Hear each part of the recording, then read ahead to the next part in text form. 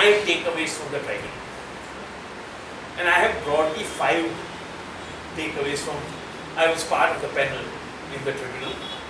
And I said it earlier, and I will repeat it, that it was for me, I got out of that room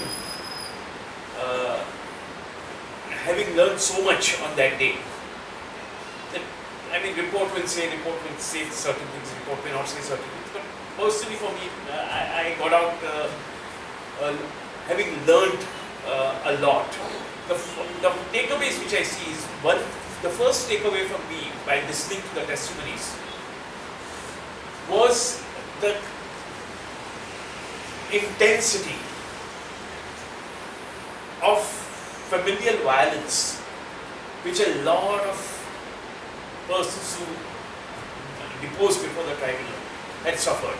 The intensity and the extent of extreme violence. That was one thing which one took away from that. This is happening, unfortunately, the people who deposed were from across the country, from large part of the country. So you could see a pattern everywhere. That there is the refusal of the families to accept anything besides what has been the received wisdom in terms of what a person should do, how that person should behave behave publicly, privately, etc. So that extreme violence is one thing which is one takeaway. The second takeaway was the individual courage of this people. The courage, not just that they came and spoke, but courage in their everyday life in resisting this violence, this discrimination. That also is something which came out very, very clearly during the trial. But the individual courage of these people. The third thing was that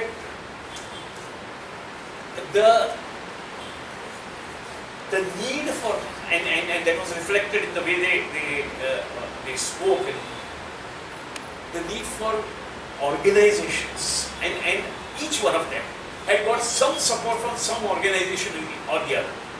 Individually they might have battled on, but how much they would have succeeded, one doesn't know. But because they had support from various organizations across the country, many of them were able to come that day and say that we feel victorious in a sense. And that sense of being having ultimately crossed the final part and now living the life they want to. And in that, the organizations which played, organizations of various kinds played very important role. That is what they call. Fourth takeaway was that each one, at least that's the impression I got, each one wanted and felt that one of the ways to get security, personal as well as relational, was a recognition by the society and by the state of the relationship, of the sexuality, etc. etc. Okay. I mean, look, I'm an atheist, I don't believe in God, okay, let me put it. But that doesn't mean, but I still would support people's freedom of religion, right to practice their own religion. And I mean that's something which I would really vouch for, struggle for.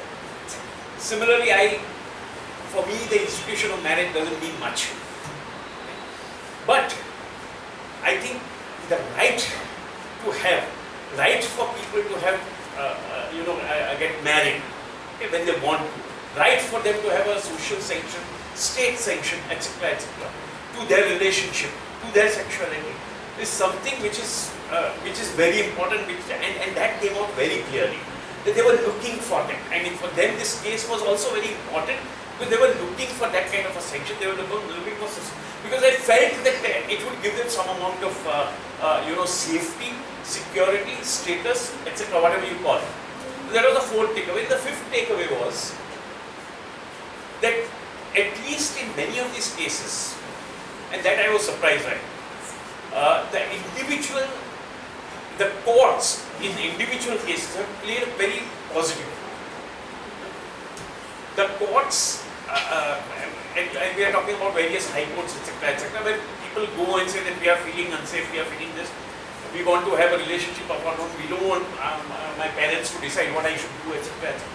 That was something which was also pleasantly surprising, that courts by and large, individually, ensured that they are protected.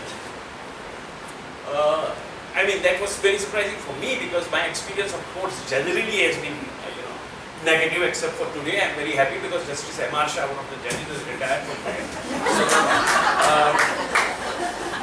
So that's, apart from that, I mean, but as far as this is concerned, it was something which was very, very revealing. And here again, a lot of times these organizations had to go to the court and approach the court and relate their stories to the court. And it is that's how these